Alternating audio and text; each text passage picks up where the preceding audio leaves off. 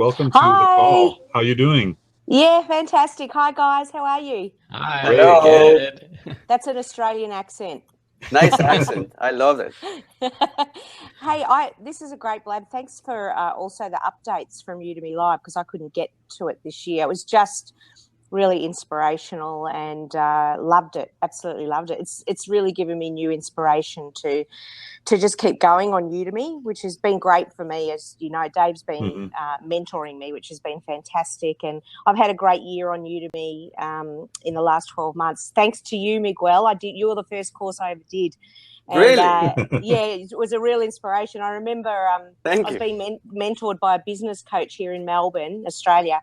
And she said, why don't you do online courses? So I'm a professional vocal coach and songwriter, and I was teaching privately from home, but was getting a bit sick of touring, which is where most of my money was being made. And this person said, why don't you do online courses? And I thought, I could never do that. There's no way I could do online courses. And I typed in online courses and Udemy popped up. And I thought I wouldn't even know where to start. And Miguel's course came up. So I thought I'll just watch it and see how I go. And it totally inspired me to teach on Udemy. So now, you know, I'm still a small fish. I'm making it almost a full-time income, which is great, but I'm not a millionaire yet. Yeah. But I've got about 7,000 students, and just learning the whole marketing aspect that's my son in the background. Yeah, the other reason why I'm doing online courses is so I can be a mum. And the question that I wanted to ask you guys, like, I love that idea of the lead magnets from your website, and that's something that I'm really new to, because I find the marketing completely overwhelming. Like, running courses is fine. Running courses is fine, and creating courses is, I love doing that, but the marketing aspect is really overwhelming. And I'm starting to realize that lead magnets would be a great idea. And you've been talking about that. Do you use a specific program? Did you where do you go to learn that stuff is probably what I'm asking, a real newbie question. Well, one way to learn it is check out my course on email marketing. I can't keep or mine.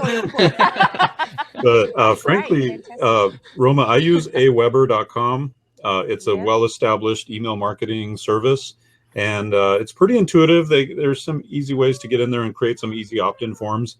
I believe Phil uses ConvertKit, right? I love ConvertKit. It's newer, so there's like the risks of not having like Aweber, so it's old. They know what they're doing.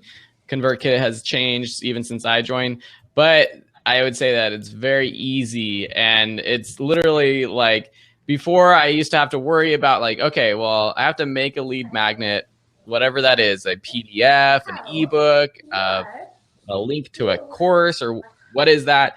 And I'd be like, okay, how do I host it? But with ConvertKit, and it might be the same with Aweber, it's as simple as just setting up an opt-in form, which you can do through ConvertKit. And there's like a button that's like, upload your PDF or your document that will be sent out automatically to whoever signs up doing that. That's super easy.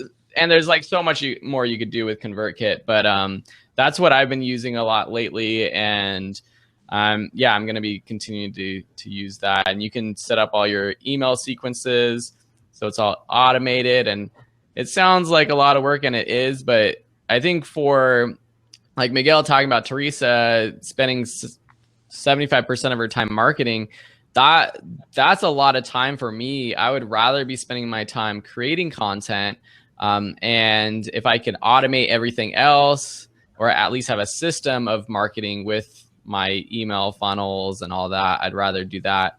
Right. But yeah, for me, I don't know, ConvertKit works. Miguel, what are you using for emails? I was using MailChimp for a while, and then I got sold into ConvertKit as well by Nathan. I'm using MailChimp at the moment. That's what I'm using, MailChimp at the moment.